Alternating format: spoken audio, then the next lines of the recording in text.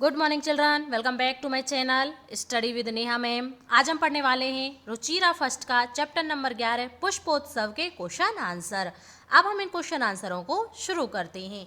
सबसे पहले question number 1, वचन अनुसारम रिक्त स्थानानि पूरयत। हमको रिक्त स्थानों की पूर्ति करनी है। एक वचन, द्विवचन और बहुवचन, इन शब्दों में सप्तमी विभक्ति का प्रयोग किया गया है। सप्तमी विभक्ति एक वचन, द्विवचन और बहुवचन।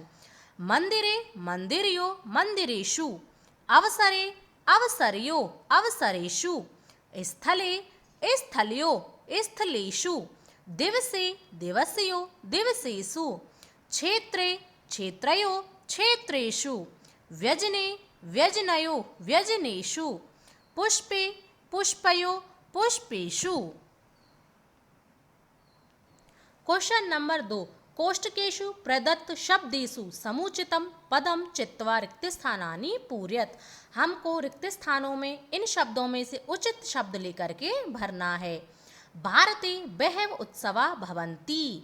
भारत में अनेक उत्सव होते हैं, तो यहाँ पर शब्द आ जाएगा भारते, भारत में। मीना बसंती, मछलियाँ रहती हैं, कहाँ रहती हैं? सरोवरे, सरोवर में, तो यहाँ पर शब्द आ जाएगा सरोवरे। जनाः पुष्पाणि अर्पयन्ति, लोग पुष्प अर्पण करते हैं, कहाँ अर्पण करते हैं पुष्प? मंदिरे, मंदिर में, तो यहाँ पर आ जाएगा शब्द मंदिरे। खगा निवसन्ति, पक्षी रहते हैं, पक्षी कहाँ रहते हैं? नीडेषु, यानी कि घोंसलों में, यहाँ पर शब्द आ जाएगा नीडेषु। छात्रा प्रयोगम कुर्वन्ति, छात्र प्रयोग करते हैं, कहाँ करते हैं? प्रयोगशालायाम, प्रयोगशाला में, तो यहाँ पर शब्द आ जाएगा प्रयोगशालायाम। पुष्पाणि विकसन्ति, फूल खिलते हैं, फूल कहाँ खिलते हैं? उद्याने, बगीचे में, तो यहाँ पर शब्द आ जाएगा उद्याने। अब देखो क्वेश्चन नंबर 3, अधोलिखितानि पदानि आधृत्य सार्थकानि वाक्यानि रचयत।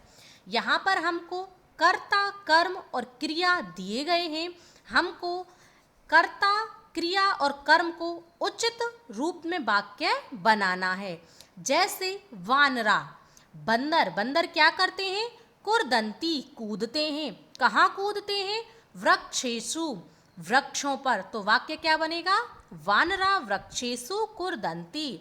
बंदर पेड़ों पर कूदते हैं। सिंहा, शेर क्या करता है? गर्जंती, दहाड़ता है, कहाँ दहाड़ता है? वनेषु, वन में। वाक्य बना सिंहा वनेषु गर्जंती, शेर वन में गरजते हैं अथवा दहाड़ते हैं। मयूरा, मोर क्या करते हैं? नृत्यंती, नाचते हैं, कहाँ नाचते हैं? उद्याने, बगीचे में। इसका वाक्य बनेगा मयूरा उद्याने नृत्यंती, मोर बगीचे में नाचते हैं। मत्स्या, मछली, मछली क्या करती है? तरंती, तैरती हैं, कहाँ तैरती हैं? जले, जल में। इसका वाक्य बना मत्स्या जले तरंती, मछली पानी में तैरती हैं। खगा, पक्षी उत्पतंती, उड़ते हैं, कहाँ उड़ते हैं? आकाशे, आकाश में। इसका वाक्य बना खगा आकाशे उत्पतंती, पक्षी आकाश में उड़ते हैं। अब देखो क्वेश्चन नंबर 4, प्रश्नानाम उत्तराणि लिखत। हमको इन प्रश्नों के उत्तर पूर्ण वाक्य में और संस्कृत में देने हैं। क्वेश्चन नंबर क, जनाः पुष्प व्यजनानि कुत्र अर्पयन्ति। लोग फूलों से बने हुए पंखों को कहाँ पर अर्पण करते हैं? इसका उत्तर है जनाः पुष्प व्यजनानि योगमाया मंदिरे वक्तियार काकी समाधि स्थले च अर्पयन्ति। सभी लोग फूलों से बने हुए पंखों को योगमाया मंदिर में और वक्तियार काकी की समाधि स्थल पर अर्पण करते हैं। क्वेश्चन नंबर 6, पुष्पोत्सवस्य आयोजनम कदा भवति। फूलों के उत्सव का आयोजन कब होता है? इसका उत्तर है पुष्पोत्सवस्य आयोजनम अक्टूबर मासे भवति।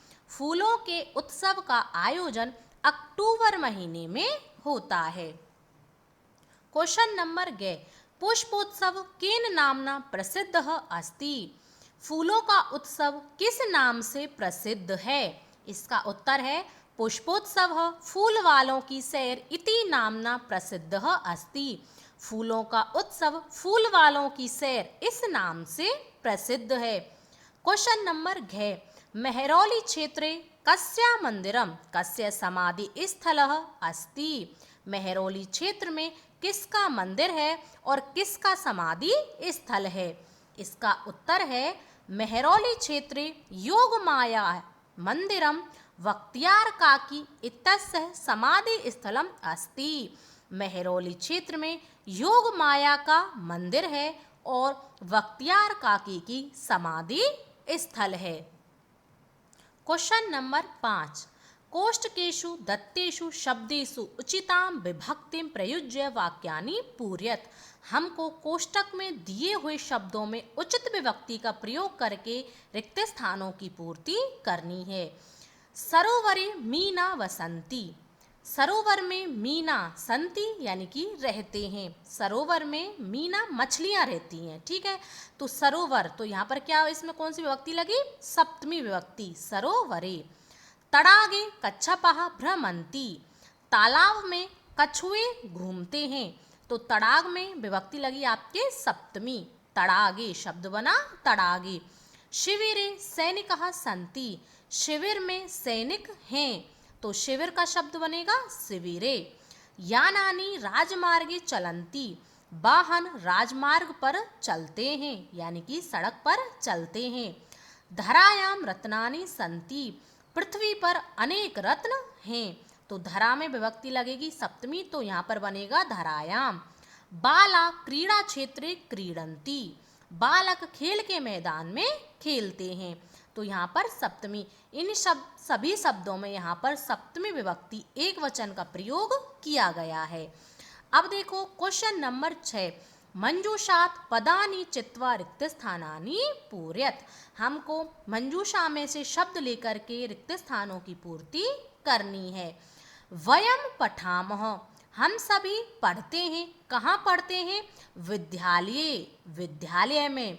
जनः भ्रमन्ति।